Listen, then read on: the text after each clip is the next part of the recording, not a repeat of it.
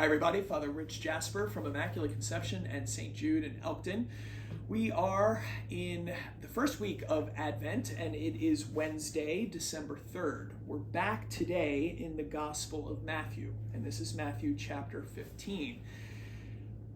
In Matthew 15, today's reading is from verses 29 to 37. I'm only doing the second part of it. So Matthew writes, Jesus summoned his disciples and said, "My heart is moved with pity for the crowd, for they have been with me now for 3 days and have nothing to eat.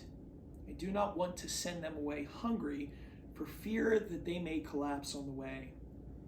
The disciples said to him, "Where could we ever get enough bread in this deserted place to satisfy such a crowd?" Jesus said to them, "How many loaves do you have?" "7," they replied, "and a few fish." He ordered the crowd to sit down on the ground. Then he took the 7 loaves and the fish, gave thanks, broke the loaves, and gave them to the disciples, who in turn gave them to the crowds. They all ate and were satisfied. They picked up the fragments left over, 7 baskets full. Advent gives us the opportunity really to spend some time in prayer, going deep within our hearts and just really asking that question, what are we really hungry for? We chase so many things that we think will fill us, and in the end, that God-like hole in our hearts is really only filled by Him. And what's so beautiful and powerful about this particular gospel from Matthew is that it really is the Eucharistic story told.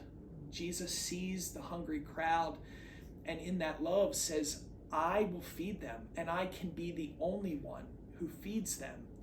And that's exactly what He does. In His compassion, in His pity, in His love, He goes and He asks His disciples, what do you have to give?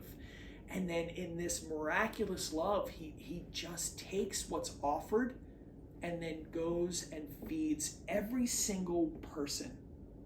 And every person is filled with the fact that they were all satisfied. It even says it at the end. They all ate and were satisfied with enough left over. God cannot be outdone in His generosity. Jesus cannot be outdone in how He pours out His love upon us and how He feeds us. Maybe this Advent season, one of the gifts, one of the reminders, one of the calls is to come back to Eucharist. If you've been away, make a really good confession and then come back and receive the love that longs to feed us, that can't wait to feed us with His very life, His very self, because that's what love does. Love feeds. And then from that love that we are fed with, we go and we feed others. That's the beautiful piece of this gospel too. Notice that Jesus had His disciples go and feed. As we are fed by Him, as we are fed by His love, then we're challenged to go and feed others with that very same love of Christ. And that is one of the most beautiful messages of Advent. God bless you.